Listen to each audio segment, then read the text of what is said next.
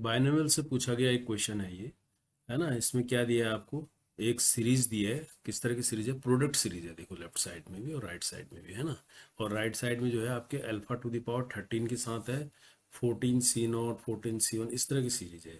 और left side में क्या है, 14 की जगह 15 C0 15 C1, इस तरह की सीरीज है ना। प्रोडक्ट सीरीज है ये। तो इसमें से आपको अल्फा निकाल के 30 अल्फा निकालना है। तो हम सबसे पहले इसका LHS लिखते हैं, है ना। LHS को समराइज करेंगे कि क्या है ये। 1 अपॉन है 15 C0, ऐसे है ये, प्लस 1/15 C1, ये इसका फर्स्ट टर्म है ना। इस फर्स्ट टर्म को फिर इसने मल्टीप्लाई किया है।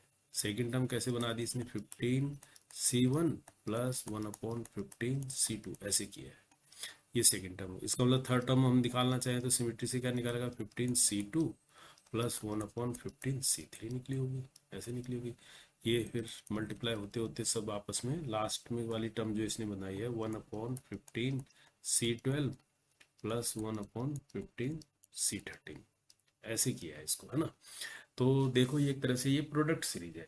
अगर सम सीरीज को हम समराइज करते हैं तो हम सिग्मा लगाते हैं, है ना।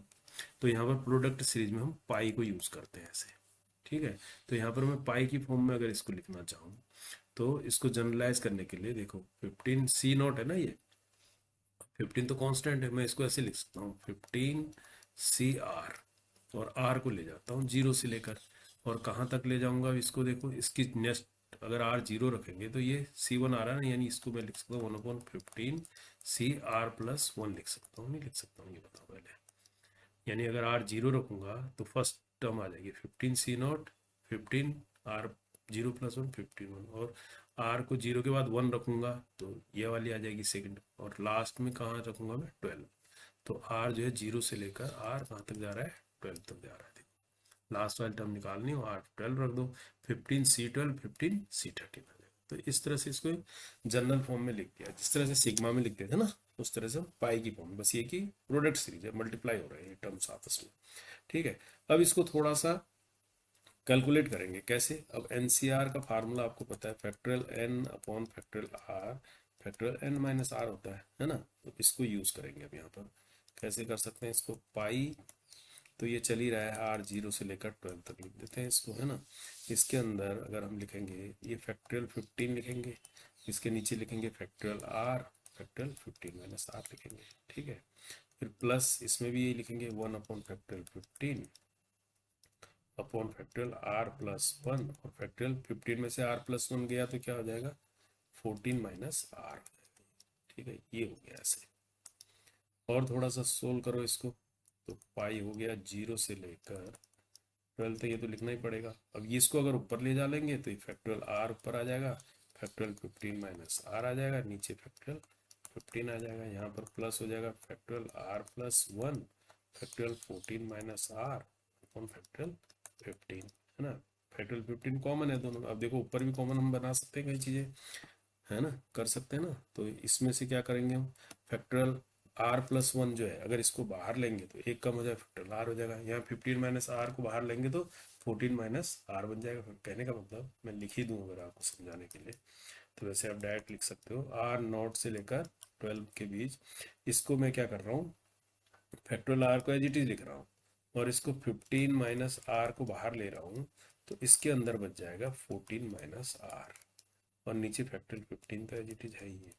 तो इसके बाद नेक्स्ट वाले में मैं R+1 को बाहर लूंगा अगर, तो इसके अंदर बच जाएगा मेरे पास फैक्टोरियल R, और ये 14 - R पहले से ही है ना। नीचे बचा फैक्टोरियल 15, है ना। ऐसा हो गया, ये समझ गए। अब यहाँ पर देखो कई चीज़ें कॉमन आ गई, ऊपर ऊपर क्या क्या कॉमन आ गया न्यूमरेटर में इसके, पाई R0 से लेकर 12 तक हम लिख देते हैं। यहाँ पर आपके पास क्या कॉमन आ गया, फैक्टोरियल R कॉमन आ गया, और फैक्टोरियल 14 - R कॉमन आ गया, नीचे फैक्टोरियल 15 कॉमन आ गया डिनोमिनेटर में। तो यहाँ पर बचा आपके पास 15 - R, यहाँ बचा प्लस R+1, ये बचा, R से R कट, ये 16 हो गया। तो कहने का मतलब आपके पास ये बच गया आपको R0 से लेकर 12 तक, यहाँ बचा 16 अपॉन फैक्टोरियल 15, और ये देखो फैक्टोरियल 14 - R, सॉरी पहले R है ना, factorial R into factorial 14 - R, ये बचा। अब आपका ये हो गया LHS। अब RHS में जो सीरीज है वो 15 की जगह 14 में चल रही है, 14C0 14C1 ऐसे चल रही है ना।